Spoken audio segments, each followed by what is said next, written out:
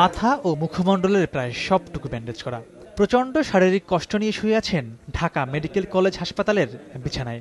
লালমাটিয়ার সে হামলার কথা যেন কিছুতেই মনে করতে চান না শুদ্ধস্বর প্রকাশনের কর্ণধার আহমেদুর রশিদ চৌধুরী টুটুল। এই যে অবস্থা যেটা হচ্ছে এর অবসান চাই, যাতে আমার মতো আর কাউকে এরকম পরিস্থিতির মুখোমুখি না হতে হয়। আমি একটা অসাম্প্রদায়িক, একটা ধর্মনিরপেক্ষ, একটা প্রগতিশীল, কুসংস্কার মুক্ত বাংলাদেশ চাই। আমি এখনো বুঝতে পারতেছি না কিরকম ফিল করতেছি। মাথায় প্রচণ্ড চাপ, যন্ত্রণা, শরীরে ব্যথা আছে। আমার হাজবেন্ডের দুইজন বন্ধু ওর কাছে আসছিলেন, ওকে বাঁচাতে যেয়ে আজকে তারাও ইনজুর্ড। আমরা আমাদের সবার নিরাপত্তা চাই, আমরা তো কারো কোনো ক্ষতি করি নাই। এর আগে কেবিনে চিকিৎসাধীন গুরুতর আহত 3 প্রকাশক ও ব্লগারকে হাসপাতালে দেখতে যান স্বাস্থ্যমন্ত্রী। সে সময় মারাত্মক আহত তারেক, রণদীপম বসু ও টুটুলের স্বাস্থ্যের খোঁজখবর নেন তিনি। কোনো ধর্মেই কারো উপর হামলা সমর্থন করে না বলে জানান মোহাম্মদ নাসিম।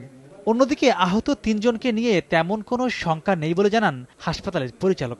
প্রশাসনের কঠোরভাবে আর নির্দয়ভাবে এই সমস্ত হত্যাকারী খুনিদেরকে দমন করার জন্য প্রয়োজনীয় ব্যবস্থা গ্রহণ করবে। দ্রুতই এই সমস্ত হত্যাকারী বা পৃষ্ঠপোষকদেরকে আইনে সুপর্দ করা হবে। তারেকের ব্যাপারেও একই কথা, ইনজুরিটা থেকে ভালো, কিন্তু ওনার একটা বুলেট আছে, আপনারা জানেন। এই বুলেটটা আমরা অবজার্ভ করছি, এটা যদি ডিস্টার্ব করা শুরু করে তাহলে ওইটাও অপারেশন করে বের করতে হবে। আশা করতে পারে যে 3 জনই ভালো হয়ে উঠবেন। মারাত্মক জখম হওয়া তারেককে প্রয়োজনে বিদেশে চিকিৎসা করানো হবে বলেও জানায় হাসপাতাল কর্তৃপক্ষ। মাহমুদ রাকিব, সময় সংবাদ, ঢাকা।